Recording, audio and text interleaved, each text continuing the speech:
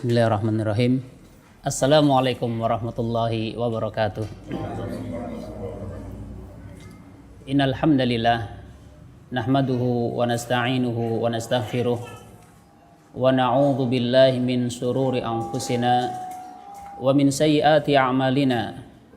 May yahdihillahu fala mudhillalah wa may yudlil fala hadiyalah. Wa ashhadu an la ilaha illallah wahdahu la syarikalah wa ashhadu anna Muhammadan abduhu wa rasuluh. Ya ayyuhalladzina amanu taqullaha haqqa tuqatih wa la tamutunna illa wa antum muslimun. Ya ayyuhan nasu taqu rabbakumul ladzi khalaqakum min nafsin wahidah wa khalaqa minha zawjaha wa batha minhuma rijalan katsiran wa nisaa'a wattaqullaha alladzi tasaaluna bihi wal arham innallaha kana 'alaikum raqiba. Ya ayyuhalladzina amanu taqullaha wa qulu qawlan sadida yuslih lakum a'malakum wa yaghfir lakum dhunubakum wa may yuti'illaha wa rasulahu faqad faza fawzan 'azima. Amma ba'du, fa'lamu fa inna asdaqal hadisi kitabullah wa khairal hadyi hadyu Muhammadin sallallahu alaihi wasallam wa syarrul umuri muhdatsatuha wa kullu muhdatsatin bid'ah wa kullu bid'atin dhalalah wa kullu dhalalatin finnar. Ma'asyiral muslimin wal muslimat, jamaah pengajian yang kami hormati, bapak-bapak dan juga ibu-ibu yang kami hormati. Alhamdulillahirabbil alamin. Yang pertama, kita bersyukur kepada Allah Subhanahu wa taala karena di pagi yang sejuk ini kita masih diberi nikmat oleh Allah Subhanahu wa taala. Di samping kita mendapatkan nikmat sehat, juga kita punya waktu luang. Lebih daripada itu, kita mendapatkan nikmat hidayah ya, sehingga kita bisa bersama-sama kembali di tempat ini untuk melakukan atau melaksanakan, menunaikan apa yang menjadi kewajiban kita. Sebagai seorang muslim punya kewajiban thalabul ilmi. Kita berharap pada Allah Subhanahu wa taala, semoga Allah Subhanahu wa taala memberikan taufiknya kepada kita ya, sehingga ilmu yang kita dapatkan bisa kita amalkan. Karena itulah yang terpenting, ilmu bukan sekedar ilmu, tapi ilmu adalah untuk diamalkan. Dan setelah kita mengamalkan, semoga pula kita mendapatkan taufik yang lainnya, yaitu kemampuan, kekuatan untuk bisa mendakwahkan. Ya, karena Islam ini bisa sampai kepada diri kita ini karena ada orang yang dakwah. Ya, seandainya setiap orang dia berprinsip egois, yang penting dirinya baik, yang penting dirinya soleh, tidak memperhatikan, tidak memikirkan orang lain, seandainya semua orang seperti itu, niscaya kita tidak kenal Islam. Alhamdulillah kita mengenal Islam, kita mengenal sunnah ini karena ada orang-orang yang mendakwahkan. Dan itulah hakikat seorang muslim, dia adalah seorang yang berdakwah sesuai dengan kemampuan kita. Dan lebih daripada itu, semoga kita juga diberi taufik yang lain agar kita bisa bersabar ya di dalam kita menjalani dakwah tersebut. Sabar di dalam kita mencari ilmu, kemudian sabar di dalam kita mengamalkan, kemudian sabar di dalam kita mendakwahkan. Karena tanpa kesabaran maka tidak mungkin kita bisa istiqomah. Ya, ma'asyiral muslimin wal muslimat, bapak-bapak dan juga ibu-ibu yang kami hormati. Sehingga kita berharap pula kepada Allah Subhanahu wa taala agar Allah Subhanahu wa taala memberikan kepada kita pahala di yaumul qiyamah. Apa yang kita lakukan akan menjadikan beratnya atau memperberat timbangan kebaikan kita di yaumul qiyamah. Amin ya rabbal alamin. Bapak-bapak dan juga ibu-ibu yang kami hormati, pada pagi hari ini kita akan menyampaikan tentang satu hal yang sangat penting sekali sebenarnya bagi kita sebagai seorang muslim, adalah agar kita menjadi orang yang jauh dari sifat hasad. Ya, sehingga kita beri judul di situ jangan hasad atau dengki. Ya, kalau kita ditanya nate mboten hasad Bu, napa Bapak? Enten ingkang mboten nate hasad? Ya, ibu-ibu pernah hasad napa mboten Bu? Nate nggih, sering malah. Ya. Ya, sebagai seorang manusia ya sedikit banyak mungkin kita pernah ada ya sifat hasad. Maka sangat penting sekali kita pelajari sebenarnya hasad itu satu sifat yang bisa ditolerir ataukah satu sifat yang dia sebenarnya sangat berbahaya bagi orang yang memilikinya. Ya. Sebelum kita berbicara banyak tentang masalah hasad, ya, terlebih dahulu kita sampaikan apa itu pengertian hasad. Ya. Kita tuliskan di situ pengertian hasad. Hasad adalah menginginkan hilangnya kenikmatan pada orang lain, kemudian apa? Kenikmatan itu berpindah kepada dirinya sendiri. Ya, atau ada yang memberikan definisi hasad itu minimalnya dia menginginkan kenikmatan yang ada pada orang lain itu hilang. Perkara berpindah kepada dirinya ataupun tidak, yang jelas dia ingin agar orang yang sedang mendapatkan nikmat itu hilang nikmatnya. Yaitulah sifat hasad. Ya. Sehingga hasad merupakan satu hal yang sangat berbahaya. Disebabkan hasad, maka seseorang tega membunuh saudaranya sendiri. Ya, sebagaimana yang terjadi pada kisah siapa? Qabil ya. Pernah mendengar kisah Qabil, saudaranya Qabil namanya sinten Ibu? Habil ya. Qabil punya saudara namanya Habil. Ya. Karena sifat hasad yang ada padanya, yang karena harusnya Qabil mendapatkan pasangan yang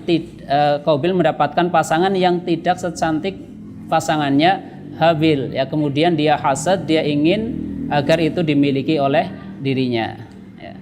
Maka dia sampai tega membunuh saudaranya sendiri dikarenakan satu sifat yang sangat jelek, yaitu sifat hasad, dan juga kerugian yang menimpa atau yang akan dipikul olehnya karena dia sebagai seorang yang pertama kali melakukan pembunuhan, sehingga orang-orang yang di muka bumi ini membunuh, maka dia kebagian dosanya sampai hari kiamat. Yaitulah satu kerugian ya, satu kerugian yang sangat besar yang terjadi diawali karena berangkat dari sifat hasad. Ya. Sehingga para ulama menggambarkan ya bahwasannya ada satu perbuatan yang itu gambarannya seperti induknya perbuatan dosa. Ya, induknya perbuatan yang dimurkai oleh Allah Subhanahu wa taala. Dan itu adalah minum minuman keras. Jadi minum minuman keras ini gambarannya seperti ibu atau sebagai induk dari kejelekan-kejelekan. Dan ternyata pasangan, kalau ada ibu pasangannya apa? Bapak ya. Pasangannya atau bapaknya kejelekan adalah hasad. Ya, jadi ibu kejelekan itu adalah minuman keras, kemudian abunya atau bapaknya abul khaba'is yaitu hasad. Ma'asyiral muslimin rahimani wa rahimakumullah. Banyak sekali contoh-contoh yang disebutkan di dalam Al-Qur'an. Di sana menggambarkan orang-orang yang hasad, maka ujungnya orang yang hasad itu tidak pernah mendapatkan kebaikan. Ujung-ujungnya dia itu akan mendapatkan kerugian. Bahkan kerugian yang sangat besar.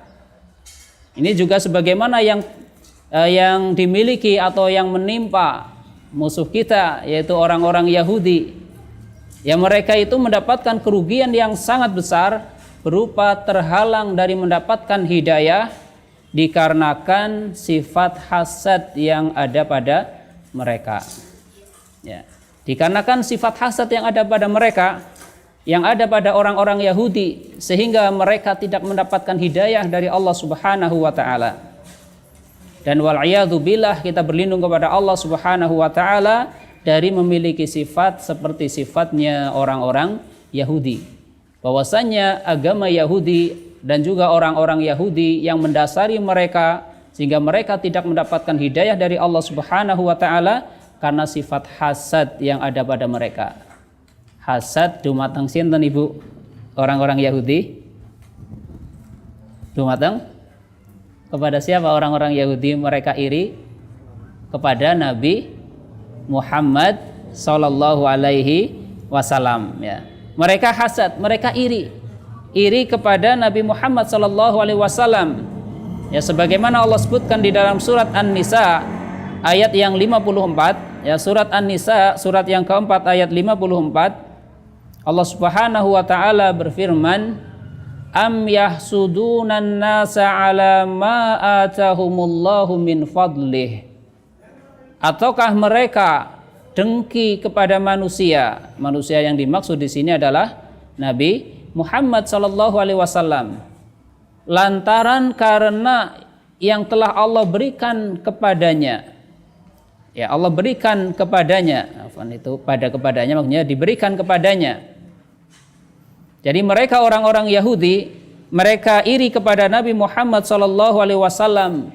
Mereka hasad kepada Nabi Muhammad sallallahu alaihi wasallam yang telah mendapatkan nikmat berupa beliau dipilih sebagai seorang nabi.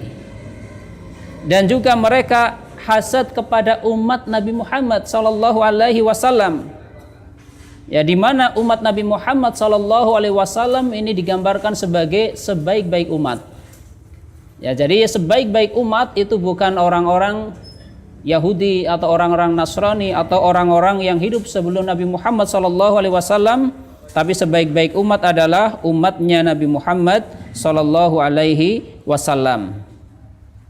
Dan juga mereka iri kepada umat Nabi Muhammad, ya, karena diutus kepada mereka Rasul yang paling mulia dan juga kitab yang paling mulia dan kitab yang terakhir yang pamungkas yaitu Al-Qur'anul Karim. Dan juga mereka iri kepada Nabi Muhammad dan juga kepada umatnya dikarenakan yang dipilih oleh Allah sebagai nabi terakhir itu bukan dari Bani Israel. Padahal di awalnya mereka itu sudah menanti-nanti, sudah sangat rindu dengan datangnya nabi terakhir. Dan mereka menginginkan bahwasanya nabi terakhir itu muncul dari mereka. Akan tetapi Allah Subhanahu wa taala memilih bahwasanya nabi terakhir itu muncul dari orang-orang kafir Quraisy, ya, dari orang-orang Arab. Itulah yang menjadikan mereka hasad, ya, kepada nabi kita dan juga kepada umatnya. Dan itulah yang menjadikan mereka tidak mendapatkan hidayah dari Allah Subhanahu wa taala. Ma'asyiral muslimin wal muslimat, bapak-bapak dan juga ibu-ibu yang kami hormati. Dan itulah sepenggal tentang betapa ruginya orang-orang yang memiliki hasad, bahkan dia mendapatkan kerugian yang sangat besar, yaitu berupa terhalang dari mendapatkan hidayah. Dan ini kita juga harus mewaspadai diri kita. Ya, kita lihat hati kita, apakah kita ada hasad kepada si fulan, kepada si fulana atau tidak. Karena yang namanya hasad itu akan menjadikan ketika datang darinya suatu kebaikan, dia menyampaikan kepada kita suatu al-haq, karena sudah didominasi dari hati kita, yaitu perasaan iri dengki kepada si fulan, maka bisa jadi diri kita mengingkari al-haq yang datang. Dan ini satu kerugian yang sangat besar. Ya, karena yang namanya al-haq dari siapapun dia disampaikan, dari manapun dia muncul, kewajiban kita hanya satu, yaitu terima. Walaupun mungkin, ya, dia disampaikan oleh anak kecil mungkin. Walaupun mungkin kalimat al-haq ini terlontar dari, ya, nun sewu, dari pembantu kita misalnya mungkin, atau dari siapapun. Ya, kalau itu memang al-haq, kita tidak ada kekuatan, ya, kita tidak ada pilihan lain kecuali kita harus menerimanya.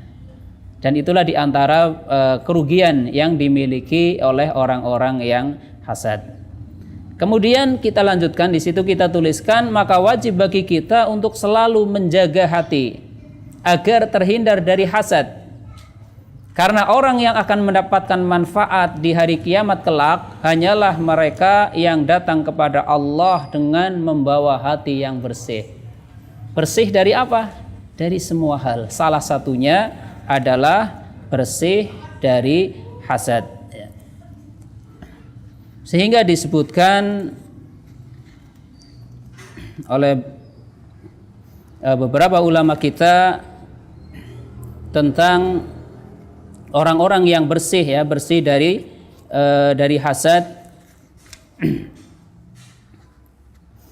yaitu yang dimaksud bersih dari hati yang bersih, salah satunya adalah bersih dari hasad. Dan yang dimaksud hati yang salim atau hati yang bersih itu adalah hati yang bersih dari, yang pertama, dari syirik. Ya. Jadi orang yang datang di hari kiamat, dia akan datang kepada Allah dengan membawa hati yang bersih, adalah orang yang datang kepada Allah dalam keadaan hatinya itu bersih, kosong, murni dari noda-noda syirik. Ya, di dalam surat Asy-Syu'ara tersebut, yaitu surat yang ke-26 ayat 88 dan juga 89, Allah Subhanahu wa taala berfirman, "Yauma la yanfa'u malun wala banun illa man atallaha biqalbin salim." Ya. Yaitu di hari harta dan anak-anak laki-laki tidak berguna kecuali orang yang menghadap Allah dengan membawa hati yang bersih. Ya. Dan ini sesuatu yang mutlak. Orang-orang yang akan mendapatkan manfaat di hari kiamat, yang akan dimasukkan ke dalam surga adalah orang-orang yang di hatinya itu bersih. Bersih dari penyakit hati terutama. Seandainya masih ada penyakit, maka akan dibersihkan dulu. Ya, dibersihkan terlebih dahulu. Maka orang yang akan dimasukkan ke dalam surganya Allah hanyalah orang-orang yang menghadap Allah dengan membawa hati yang bersih. Ya. Hati yang bersih adalah hati yang bersih dari semua penyakit seperti penyakit syirik, ini mutlak. Ya, sebagaimana Rasulullah Shallallahu Alaihi Wasallam, beliau mengingatkan kepada kita, man laqiyallaha wa la yusriku bihi syai'a dakhalal jannah. Ya. Barang siapa yang menghadap Allah, yaitu maksudnya apa menghadap Allah? Meninggal dunia, ya. Man laqiyallaha wa la yusriku bihi syai'a, dalam keadaan dia itu tidak menyekutukan dengan sesuatu pun. Maka apa jaminan dari Nabi kita? Dakhalal jannah, pasti dia masuk surga. Ini. Akan tetapi sebaliknya, waman laqiyahu, dan barang siapa yang berjumpa dengan Allah dalam artinya meninggal dunia, wa yusyriku bihi syai'a, dalam keadaan dia menyekutukan Allah dengan sesuatu pun, maka apa jaminan dari Nabi? Napa Pak?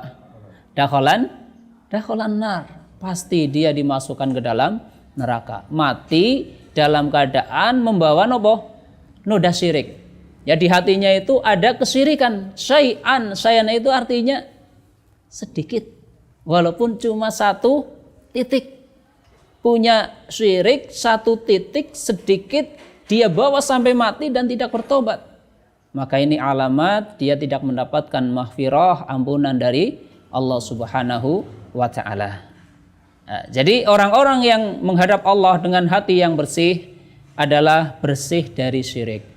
Maka ini menjadi satu, kalau boleh kita katakan, satu target hidup kita, ya. Target hidup kita adalah bagaimana caranya kita hidup di dunia ini yang cuma sekali, jangan sampai hidup kita ini pernah tercampur dengan sesuatu yang bersifat syirik. Atau bagi yang sudah pernah, harus cepat-cepat bertobat. Karena Masya Allah, kerugian yang sangat besar ketika seorang meninggal dunia dalam keadaan belum sempat bertobat dari perbuatan syirik, ngalamat dosanya tidak akan diampuni oleh Allah Subhanahu wa taala. Innallaha la yaghfiru ayyushraka bihi wa yaghfiru ma duna dzalika liman yasha.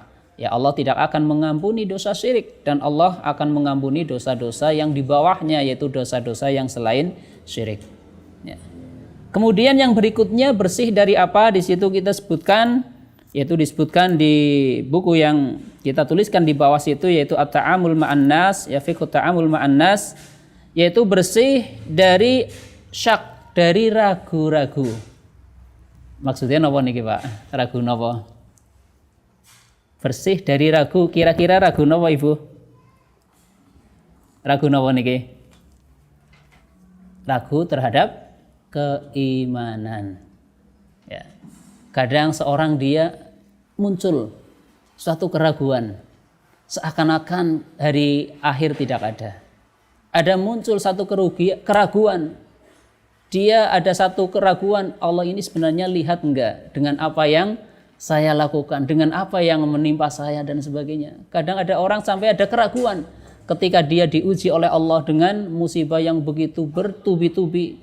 Seakan-akan dia menyangka Allah itu tidak melihatnya, tidak mengetahuinya, membiarkannya. Ini merupakan satu ujian, bahkan bisa kita katakan dua ujian. Ujian yang pertama yaitu musibahnya, ujian yang kedua ujian berupa keimanannya. Apakah dia masih yakin kepada Allah ataukah tidak?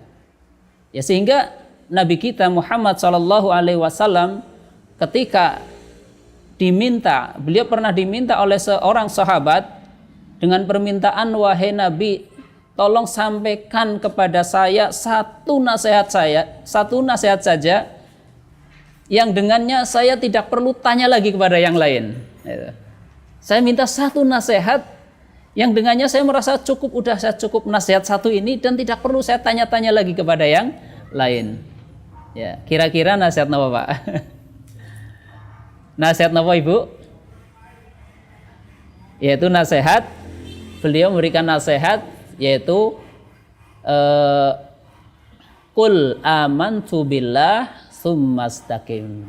Ucapkan oleh kamu, saya beriman kepada Allah, kemudian tsumastaqim. Kemudian istiqomahlah. Istiqomah ketika mengucapkan saya beriman kepada Allah. Jangan ada keraguan. Ya, sehingga orang-orang yang istiqomah dia akan dihibur oleh para malaikat ketika meninggal dunia, akan dihibur supaya jangan takut dan jangan sedih. Jangan sedih terhadap apa yang sudah lewat dan jangan takut untuk menghadapi perjalanan kehidupan yang selanjutnya. Itulah hiburan yang paling sempurna bagi orang-orang yang istiqomah, dikarenakan dia menghilangkan keraguan dari dalam hatinya. Ya, dia yakin mantap kepada Allah dan juga kepada rukun-rukun iman yang lainnya. Ya, demikian juga bersih dari subhat. Subhat artinya apa Pak? Enten ingat kertas? Subhat artinya apa Ibu? Napa? Subhat. Subhat itu kerancuan, kerancuan. Dia memahaminya terbalik. Itu namanya subhat. Sesuatu yang halal dia pahami, oh ini haram, padahal halal. Yang haram malah dianggapnya halal. Ada amalan yang sebenarnya itu bukan amalan yang baik, tapi dibungkus dengan sesuatu yang indah, kemudian terkesan sebagai satu amalan ibadah, kemudian dianggapnya oh ini amalan yang sangat baik. Itu adalah subhat. Ya. Itu amalan yang tidak ada contohnya, kemudian karena dibungkus dengan sesuatu yang baik-baik, dibungkus dengan bacaan Al-Quran, mungkin dibungkus dengan sedekah, kemudian dimunculkanlah oleh musuh kita yaitu iblis dan tentaranya. Mereka mendakwakan ini loh amalan yang sangat istimewa, mendatangkan pahala yang melimpah dan sebagainya, padahal itu amalan tidak ada contohnya. Itu satu contoh subhat. Sesuatu yang bid'ah dianggap sunnah, sebaliknya yang sunnah dianggap bid'ah. Yang jelas-jelas syirik itu dianggap tauhid. Malah yang berkomitmen kepada tauhid dianggap dia orang yang berbuat syirik. Itulah subhat. Maka bagaimana mengobati penyakit subhat? Maka jalannya hanya satu, yaitu untuk menghilangkan subhat itu dengan thalabul ilmi. Ya dengan kita ngaji, kita mencari ilmu, maka kesamaran-kesamaran yang ada di pikiran kita, di pendapat kita, di hati kita itu akan terkikis.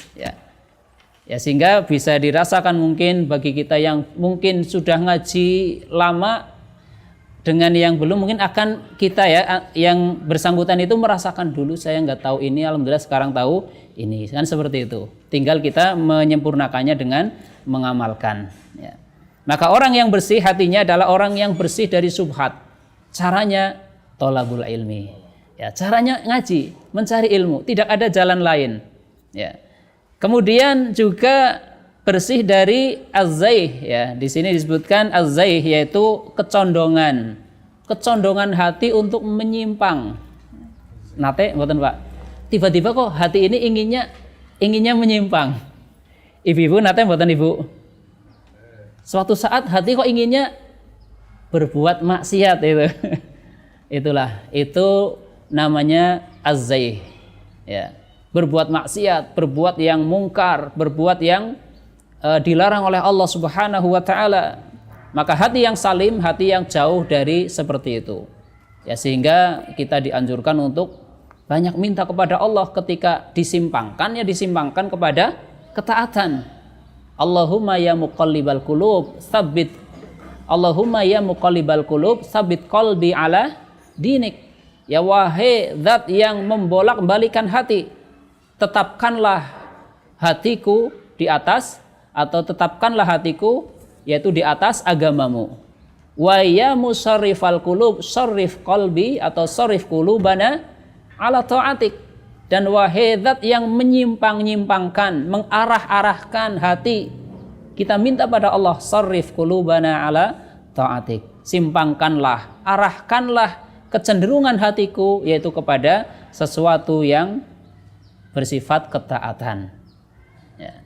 Kemudian yang berikutnya yaitu bersih dari apa? Di situ dari nifak. Nifak ini juga penyakit yang sangat berbahaya, dan ketika nifaknya nifak akbar, ini menjadikan dia keluar dari Islam. Nifak artinya apa Pak? Ada yang tahu arti nifak? Nifak, Ibu ngertos artos nifak Ibu? Coba arti nifak napa? Nifak kita sering mengenal istilah munafik, yaitu idharu khilafa ma fi batnihi, atau dia menampakkan sesuatu yang berbeda dengan hatinya. Jadi orang yang nifak, orang yang munafik, antara ucapannya, antara perbuatannya dengan hatinya itu beda. Sehingga kebalikannya adalah orang yang jujur, asidku itu antara hati, ucapan, perbuatan itu sinkron, sesuai. Tapi nifak beda. Hatinya itu sangat benci kepada Islam, tapi di depan orang banyak dia berpenampilan Islam, mungkin ucapannya sangat manis, tapi di sininya hatinya itu dongkol, sangat benci. Itulah yang sangat berbahaya. Nifak ini sangat berbahaya. Ya, sehingga orang-orang munafik akbar, dia akan ditempatkan oleh Allah yaitu di dasar neraka yang paling bawah. Innal munafiqina fid darkil asfali minan nar walan tajida lahum nasira. Ya, sesungguhnya orang-orang munafik itu akan ditempatkan di neraka yang paling bawah. Ini bagi orang-orang yang memiliki sifat munafik akbar. Munafik akbar itu adalah hatinya benci kepada Islam, inginnya Islam itu hilang dari muka bumi. Inginnya orang-orang Islam itu rekasa, gitu. Inginnya orang-orang Islam menderita, dan inginnya orang-orang kafir itu maju, lebih di atas. Itulah nifak akbar. Walaupun dia sholat, walaupun dia puasa, walaupun dia haji sekalipun, tapi kalau di hatinya ada kebencian kepada Islam, ada keinginan agar Islam ini hilang dari muka bumi, maka itulah nifak akbar, menjadikan dia keluar dari Islam. Wal'iyadu billah, ya, kita berlindung dari memiliki sifat nifak akbar yang seperti itu. Demikian juga dari nifak yang nifak kecil. Ya, nifak itu ada dua, ada yang besar dan ada yang kecil. Nifak kecil ini adalah nifak amali, yaitu nifak yang bersifat perbuatan. Sebagaimana hadis Nabi, ya, yaitu ayatul munafik salasah ya. Tanda orang munafik itu ada 3. Yang pertama napa? Apabila berkata dusta, apabila berjanji napa? Mengingkari, apabila dipercaya berkhianat, yaitu nifak amali, yaitu contoh nifak kecil. Itu juga sangat merugikan apabila seorang memiliki nifak kecil. Jadi kita bersihkan hati kita baik dari nifak besar ataupun nifak kecil. Dan yang bersangkutan dengan pelajaran kita adalah bersih dari hasad ya. Bersih dari hasad, Masya Allah. Ini satu target yang cukup kita harus benar-benar ekstra kita kerahkan kemampuan kita ya, karena ini masalah hati. Kadang yang namanya penyakit hati beda dengan penyakit fisik. Kalau penyakit fisik itu yang paling tahu sinten Pak? Orang yang bersangkutan nggih. Kita sakit gigi, itu yang paling paham sakit giginya kita adalah diri kita. Ada orang ngomong keras saja katanya berpengaruh itu kepada sakitnya itu. Yang paling paham dia berusaha untuk mencari obatnya, dia berusaha untuk mencari solusinya bagaimana supaya sembuh dari sakit gigi. Demikian juga sakit-sakit yang lainnya. Yang paling paham adalah orang yang bersangkutan. Tapi penyakit hati terkadang ini yang tahu malah orang yang di sana itu. Orang yang di sebelah kita, orang lain. Orang yang bersangkutan merasa dia nggak sakit. Padahal dia punya sifat hasad misalnya, kelihatan dari hasadnya kemudian menimbulkan satu perbuatan tertentu yang menunjukkan dia adalah hasad kepada seorang misalnya ya. Maka ini satu penyakit hati yang sangat berbahaya, yaitu sifat hasad ya. Bahkan Rasulullah SAW ini pernah memberitahukan bahwasanya ada seorang yang dia itu dikatakan sebagai calon penghuni surga, kemudian setelah diselidiki ternyata yang menyelidiki ini berkesimpulan bahwasanya orang ini punya satu sifat yang sangat istimewa. Sifat apa? Dia selalu setiap malamnya mengikhlaskan, menghilangkan sifat hasad, dengki, dendam kepada orang lain setiap harinya. Ketika akan tidur, kalau ada ghil, ada ganjalan di hati, dia lepaskan, dia maafkan. Mungkin si fulan tadi berkata seperti ini, dia renungkan, udahlah saya maafkan saja. Seperti itu terus. Ya, dia menjadi seorang yang pemaaf dan tidak hasad kepada seorang pun. Nah, kemudian termasuk penyakit hati, hati yang salim adalah selamat dari ujub. Ya, ujub ini artinya bangga. Bangga kepada amalan yang dia lakukan. Dia ceritakan amalannya. Ya. Dan bisa jadi yang perlu kita cermati, bisa jadi ujub ini nanti munculnya bukan ketika beramal. Sudah lama beramal, kemudian dia tampakkan sifat ujubnya. Dan ujub itu akan menghilangkan amal, akan menghapus pahala amal itu sendiri. Ya, seorang misalnya ya, dia pernah berinfak, ketika berinfak ikhlas sampai puluhan tahun ikhlas, kemudian suatu saat digoda oleh setan untuk mengatakan, dulu kalau saya nggak bangun yang di situ nggak mungkin, misal ya, nggak mungkin bisa ada masjid di sana, itu kan dulu karena saya ya. Itu contoh sangat disayangkan, sudah puluhan tahun dia tinggal menikmati pahalanya, ternyata hapus lagi, pahalanya hilang dikarenakan apa? Karena sifat ujub. Ya, demikian juga sifat sombong ya. Sombong itu mengingkari al-haq. Ya, mentang-mentang yang menyampaikan anak kecil, yang menyampaikan orang yang mungkin di mata kita bukan orang terhormat dan sebagainya, orang biasa, bawahan kita misalnya. Jelas-jelas yang disampaikan adalah al-haq, tapi dia terang-terangan mengingkari. Itulah hakikat kesombongan, yaitu batarul haqqi wa hamtun nas, dan juga meremehkan manusia, dan juga niat-niat jelek yang lainnya. Ya, semua niat-niat jelek ketika beramal, berniat ingin dipuji misal, ini jelas niat jelek. Ini penyakit hati. Ya, ketika beramal kemudian di hatinya ada keinginan untuk mendapatkan sedikit dari kenikmatan dunia, padahal itu adalah amal ibadah. Ini juga niat-niat jelek. Ya, jadi orang yang datang kepada Allah dengan membawa hati yang salim adalah orang-orang yang lepas terbebas dari penyakit-penyakit hati. Dan itulah orang yang akan mendapatkan manfaat, yang akan mendapatkan kebaikan di yaumul qiyamah, dan kita mohon semoga kita termasuk orang-orang yang diberi hidayah oleh Allah Subhanahu wa taala sehingga kita memiliki hati yang salim. Amin ya rabbal alamin.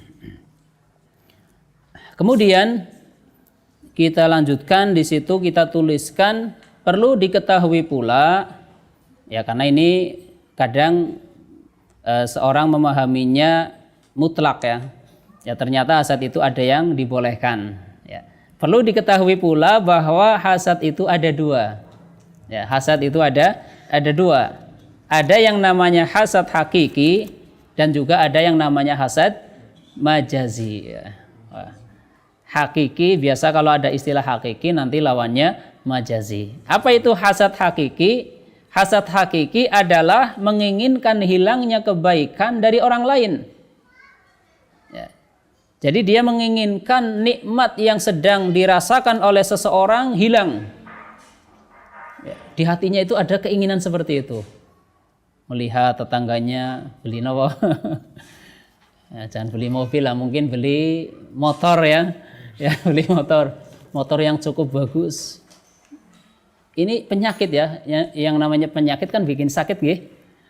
Ini satu penyakit. Ada orang seperti itu kok di sini ada ganjalan. Kan kita sangat rugi ya, merugikan diri sendiri.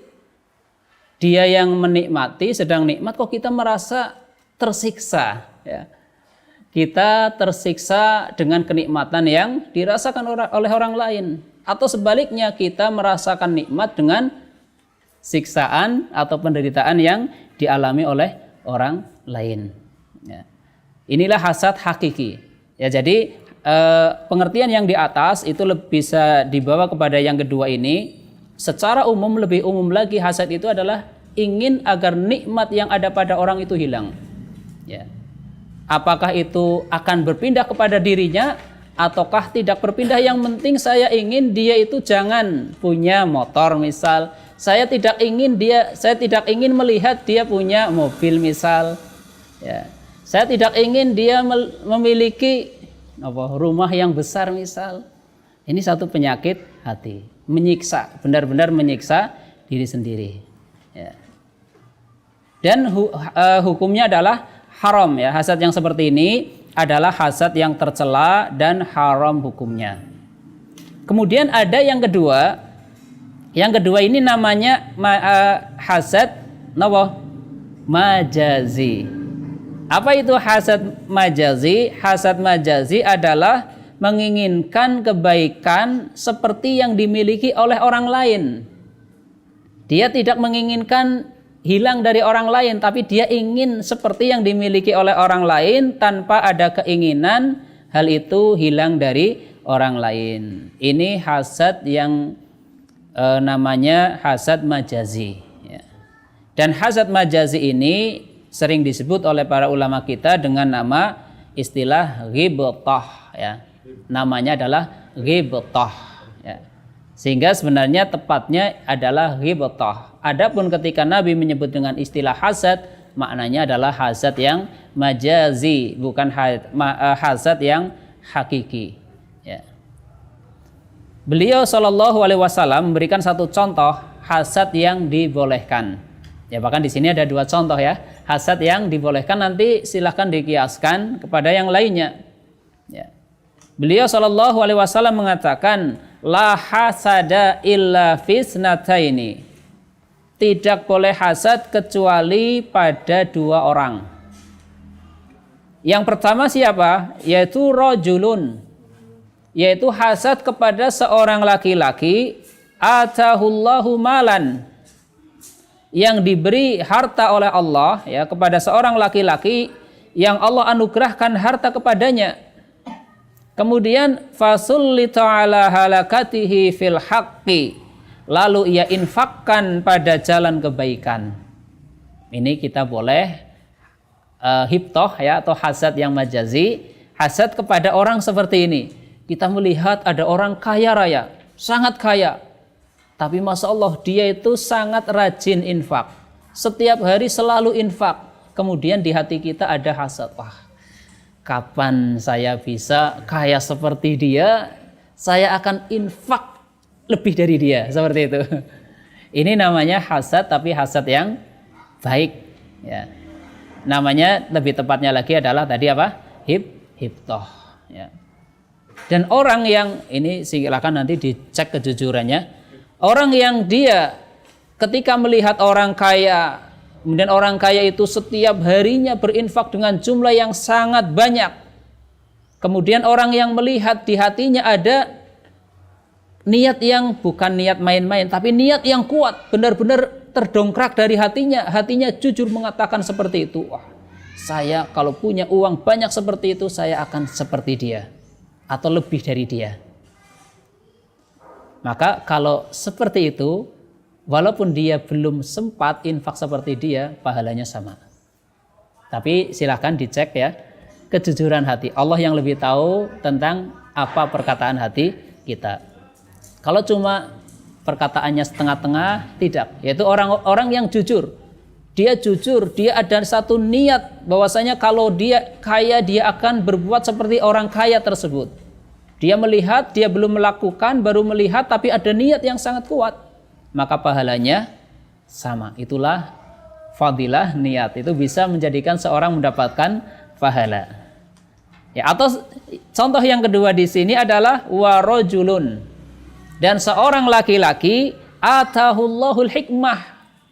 Seseorang yang dianugerahi oleh Allah berupa hikmah, yaitu ilmu. Ilmu Al-Quran dan ilmu As-Sunnah. Dia mendapatkan nikmat berupa ilmu. Fahuwa yaqdi biha, dia mengamalkannya. Wa yu'allimuha, dan dia mengajarkannya. Pernah lihat orang seperti itu, Bapak? Ibu-ibu mungkin punya teman ya seperti itu, mungkin wah, dia orang luar biasa. Ilmunya banyak, tidak pelit. Dalam hal ini tidak pelit untuk menyampaikan ilmu. Ya dia selama misalnya diminta, ya selama ada waktu, selama tenaga ada, maka tidak pernah hitung-hitungan. Ya. Dia semangat untuk menyampaikan ilmu, semangat mengamalkan, sekaligus semangat menyampaikan. Dan ketika kita melihat orang seperti itu, kemudian di dalam hati kita terbersit, wah, kapan saya seperti dia? Ya. Tapi dibuktikan dengan wah, saya ingin seperti dia, tapi nggak pernah ngaji misalnya. Ini berarti nggak jujur ya. Dia sudah ingin, wah kapan saya seperti kiai ini, wah kapan saya bisa seperti ustadz ini. Saya akan seperti dia, saya akan amalkan ilmu saya, dan saya akan dakwahkan ilmu yang saya miliki. Sekali lagi, orang yang seperti itu kalau jujur pahalanya sama. Kalau jujur, tapi ada buktinya. Ya contohnya tadi, ingin seperti dia, di rumah terus nggak mau ngaji misal, bisa nggak Pak? Dengan harapan loh nanti kan kalau Allah ngasih ilmu juga saya pinter, bisa nggak Islam seperti itu? Dalam agama kita itu tidak ada istilah ilmu laduni, itu nggak ada. Tahu-tahu pinter ya, tahu-tahu alim, nggak belajar, tahu-tahu sudah alim, itu nggak ada. Itu. Inilah gambaran ghibthah. Ya. Jadi silahkan kita punya hasad atau istilahnya hibtoh seperti itu ya, kepada orang-orang yang beramal, kepada orang-orang yang baik, dalam arti kita tidak menginginkan orang itu jadi nggak bisa beramal, tidak. Dia tetap beramal, saya bisa seperti dia, seperti itu. Ya, saya ingin kaya sehingga saya ingin bisa berinfak seperti si fulan berinfak. Saya ingin alim sehingga saya bisa ngajarkan ilmu seperti si fulan bisa ngajarkan ilmu. Yaitulah ghibthah, dan itu sifatnya terpuji. Ya. Ma'asyiral muslimin wal muslimat, bapak-bapak dan juga ibu-ibu yang kami hormati, itulah sekilas tentang masalah hasad ya, sekilas karena sebagian kecil dari pembahasan yang ada di masalah hasad ya, belum berkaitan dengan yang lainnya tentang bagaimana cara menghilangkannya dan sebagainya ya. Semoga yang sedikit ini bisa memberikan satu motivasi kepada kita. Yang terpenting adalah bagaimana caranya kita hidup, nggak usah pakai hasad lah. Ya, hidup yang enak-enak saja, hilangkan. Kalau ada hasad itu penyakit, coba dirasakan saja. Ada hasad itu ada rasa gerinjel ya di hati itu, hil namanya hil. Ada rasa sakit. Gitu. Tapi kalau nggak ada hasad, ya enak, insya Allah hidup ini akan terasa enak. Tidak ada rasa iri kepada orang. Alhamdulillah tetangganya punya mobil. Siapa tahu suatu saat bisa numpang, bisa numpang kalau kemana misalnya. Ya syukuri saja. Ya alhamdulillah tetangganya bisa beli ini, bisa bangun ini dan sebagainya. Terlebih masalah dunia, ini perkara yang sangat remeh sebenarnya, perkara yang sangat kecil. Buat apa kita hasad dalam masalah-masalah dunia? Silahkan hasad dalam masalah akhirat, dalam arti kita ingin beramal. Kalau tetangganya kaya kita bersyukur ya. Telepon Pak? Kalau tetangganya kaya kita bersyukur. Betul ya, tetangganya kaya kita ikut seneng gitu. Jadi itulah tetangga yang baik. Kita merasa senang kalau tetangga kita senang, kita merasa sedih kalau tetangga kita sedih. Dan tetangga yang jelek gambarnya tadi, dia merasa senang kalau tetangganya sengsara ya, dia merasa tersiksa kalau tetangganya senang. Harusnya sinkron ya, sinkron. Oke. Bapak-bapak dan juga ibu-ibu yang kami hormati, demikianlah yang bisa disampaikan ya pada kesempatan siang hari ini. Atas kesalahan, kekurangan, saya minta maaf yang sebesar-besarnya. Kita akhiri dengan doa kafarah majelis. Subhanakallahumma wa bihamdika asyhadu an la ilaha illa anta astaghfiruka wa atubu ilaik. Wassalamualaikum warahmatullahi wabarakatuh.